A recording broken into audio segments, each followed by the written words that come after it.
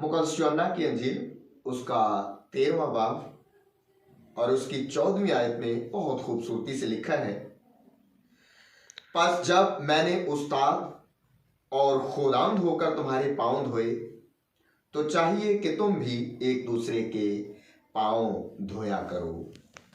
मसीह में मेरे बहुत ही अजीज भाइयों और बहनों, आप सबको फादर अल्लाह रखा की तरफ से बहुत बहुत सलाम। और आप देख रहे हैं a river of burning fire YouTube channel. और अगर आप हमारे चैनल पर नए हैं तो हमारे चैनल को लाइक, शेयर और सब्सक्राइब करना ना भूलें और उसके साथ बेल आइकन को दबाना ना भूलें ताकि हमारी हर आने वाली नई वीडियो का नोटिफिकेशन आपको बर वक्त मिलता रहे। बहुत ही अजीज भाई और बहनों, हम खजूरों के इतवार से मुकद्दस हफ्ते का आगाज कर चुके हैं और मुकद्दस हफ्ते में हम खुदावंद यीशु मसीह के दुखों का नुक्ता अरूज देखते हैं। यानी इस हफ्ते में हम देखते हैं कि खुदावंद यीशु मसीह कैसे पकड़वाए जाते हैं, उन पर अजियतें होती हैं और मसलूब किए जाते हैं, और फिर वो मौका जिसकी हम सबको बहुत बेसब्री से इंतजारी है, यानी ईद पाश का हम इसी हफ्ते में मनाते हैं। तो आज से यानी पाक जुमेरात आज है, तो आज से हम सह रोजा इबादत का आगाज करते हैं। लफ्ज सह जो है ये फारसी जुबान का लफ्ज है जिसका मतलब है तीन, यानी आज से हम 3 रोज की एक ही इबादत होती है और उसका हम आगाज करते हैं। पाक जुमेरात का दिन बहुत अहमियत का हामिल है। ये वो दिन है जब खुदावंद यीशु मसीह ने अपने शागिर्दों के साथ आखिरी खाना खाया, और आज के दिन ही खुदावंद यीशु मसीह 2 अहम साक्रामेंट यानी पाक यूखरिस्त का साक्रामेंट और कहानत का साक्रामेंट यानी पाक खिदमत का साक्रामेंट का तकर्रर करते हैं, और उसके साथ साथ एक बड़ा हुक्म जो है वो देते हैं। और वो बड़ा हुक्म कौन सा है? ब्रादराना उल्फत का हुक्म, यानी मोहब्बत, प्यार और सुलह इत्तेहाद का हुक्म खुदावंद यीशु मसीह देकर जाते हैं।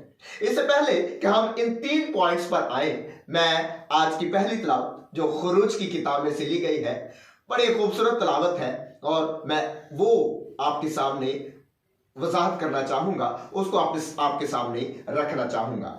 जब आप खुरूज की किताब देखते हैं तो उसमें हम ईद फसा का जिक्र सुनते हैं। ईद फसा, यहूदियों में बहुत सारी ईदें मनाई जाती थी। मिसाल के तौर पे नए साल की ईद है, ईद फसा है, ईद क़याम है, यौम कफूर है, और सबत के दिन को भी वो ईद मानते थे। और ये सारी ईदें जो है वो यहूदी बड़े रूहानी जोश और जज्बे के साथ मनाते थे। लेकिन आज उनकी सबसे बड़ी ईद फसा का जिक्र हम सुनते हैं।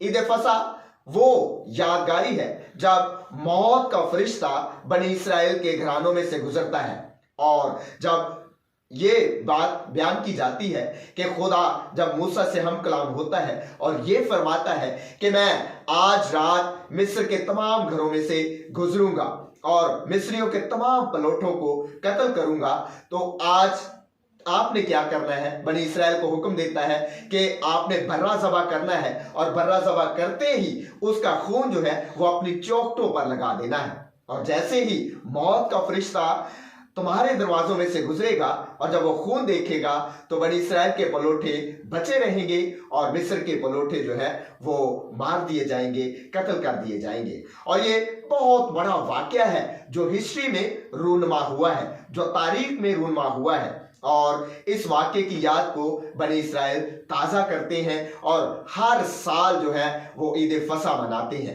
ये यहूदियों की बड़ी ईद है। तमाम गर्दनवा से यहूदी जो है वो यरूशलेम में जमा होते हैं और वो ईद फसा मनाते हैं। क्या बच्चे, क्या बूढ़े, क्या नौजवान, क्या औरतें, हर एक जो है वो इस ईद को देखने के लिए, इस ईद को मनाने के लिए यरूशलेम में खिंचा चला आता है।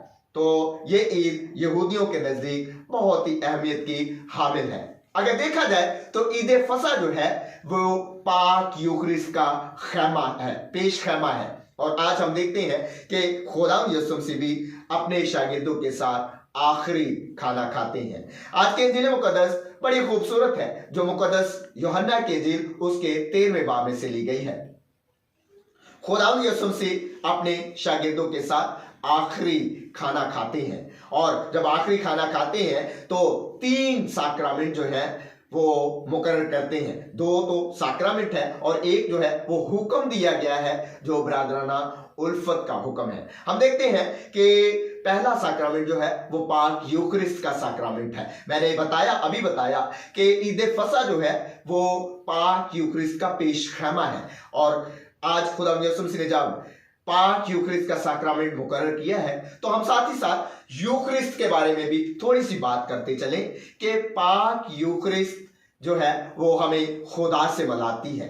पाक यूकरिस्ट हमें रूहानी तौर पर तकवीत बख्शती है। पाक यूकरिस्ट गैदरिंग का साक्रामेंट है। पाक यूकरिस्ट यगानगत का साक्रामेंट है। पाक यूकरिस्ट अकट का साक्रामेंट है। पाक यूकरिस्ट आसमानी मोहब्बतों को और अबदी मेरासों को पाने का साक्रामेंट है और पाक यूकरिस्ट हमें खुदा से मिलाने का साक्रामेंट है। पाक यूकरिस्ट में हम जो है वो खुदा को अपने अंदर रिसीव करते हैं, खुदा यीशु मसीह को अपने अंदर लेते हैं और जब रूहानियत जो है वो हम में बढ़ती है, जब रूहानियत हम में आती है तो हम रूहानी तौर पर भी तकवीत पाते हैं और ईमानी तौर पर भी बहुत ज्यादा मजबूत होते जाते हैं। इसलिए पाक यूकरिस्ट जब पाक मां कहती कलीसिया में तो पाक यूकरिस्ट जो है हर इतवार जो है वो पाक यूकरिस्ट का साक्रामेंट जो है पाक शाह को जो है वो मोमिनीन को दी जाती है और बड़ी अकीदत के साथ, बड़े एहतराम के साथ और ईमानी जोश जज्बे के साथ मोमिनीन जो है वो पाक यूकरिस्ट को हासिल करते हैं जो खुदावंद यीशु मसीह का पाक बदन माना जाता है और है भी। आज खुदावंद यीशु मसीह पाक खिदमत का साक्रामेंट यानी कहानत का साक्रामेंट मुकर्रर करते हैं। पाक खिदमत क्या है? खुदावंद यीशु मसीह ने खुद फरमाया कि इब्न इंसान इसलिए नहीं आया कि वो खिदमत कराए बल्कि इसलिए आया है कि वो खिदमत करे।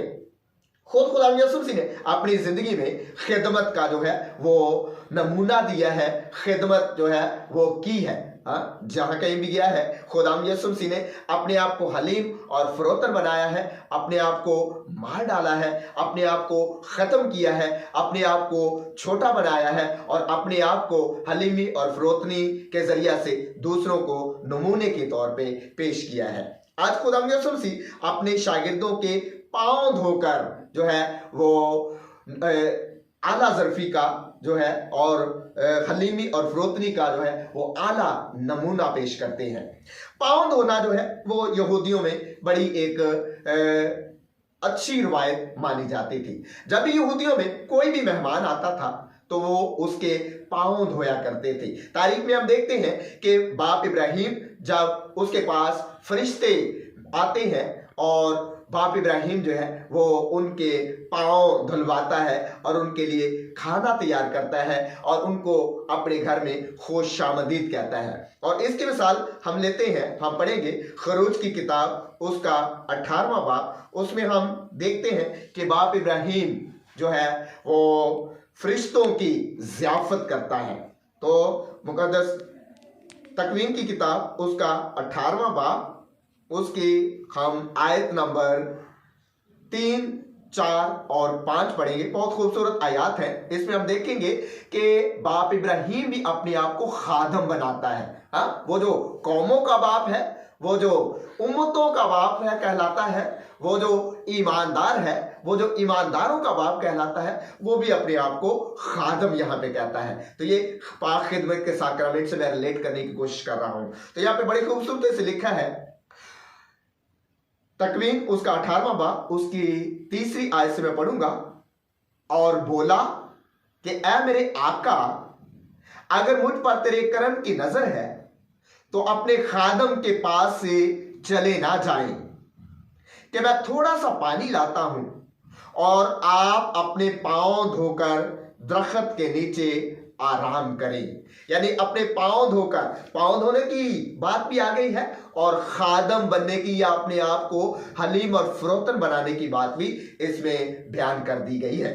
अगर हम इसी तकवीन की किताब उसके 19वें बाब में देखें तो यहां पर लूत जो है वो भी मेहमान नवाजी की एक आला मिसाल पेश करता है।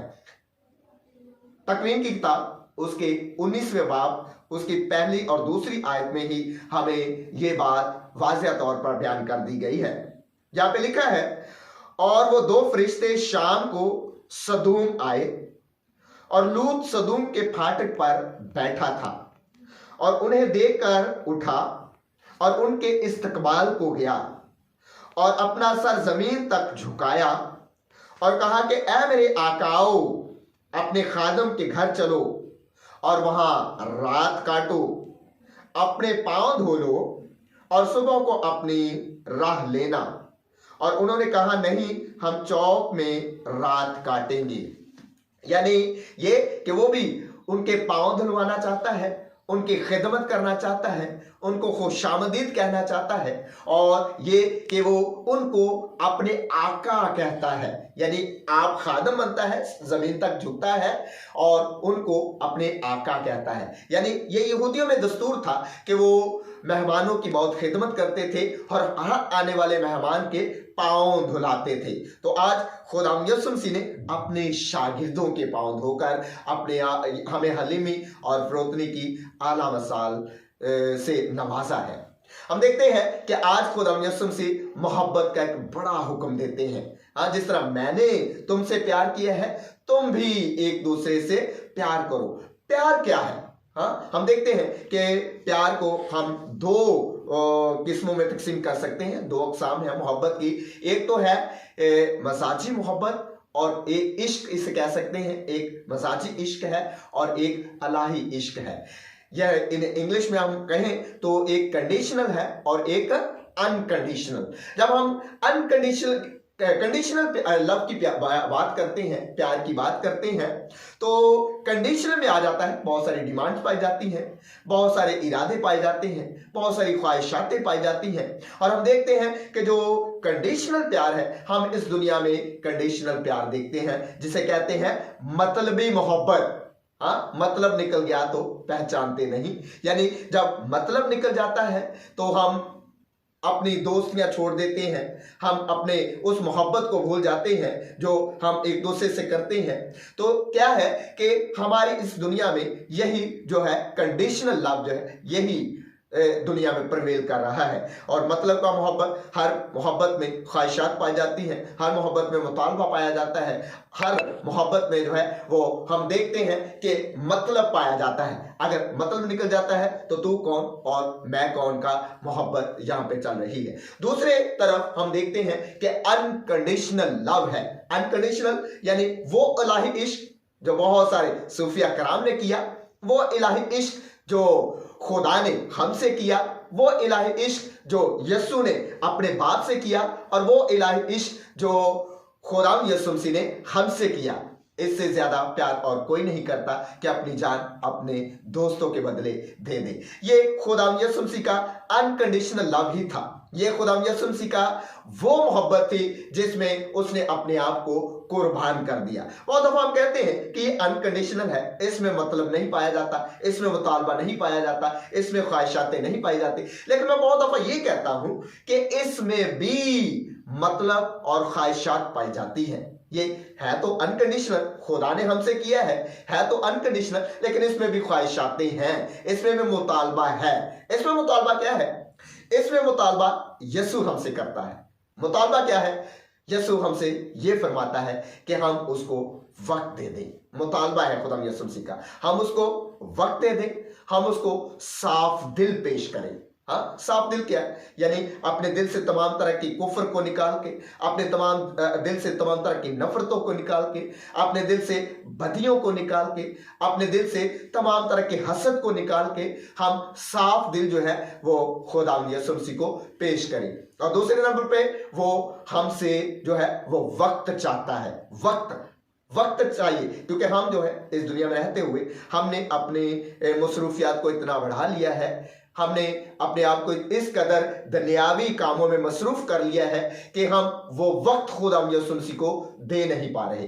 तो उसने क्या किया है कि उसने हमें इस तरह से मोहब्बत कर दी है, इतनी मोहब्बत कर दी है कि अपनी जान तक कुर्बान कर दी है, लेकिन हमारे पास उसके देने के लिए वक्त तक नहीं है। तो आज खुदा यीशु मसीह हमसे वक्त का मुतालबा करता है कि हम उसको वक्त दें, हम उसको साफ दिल दें और ये जो मोहब्बत है इसको दुनिया में अनकंडीशनल यानी जो इलाही मोहब्बत है इसी को दुनिया में प्रिवेल करें।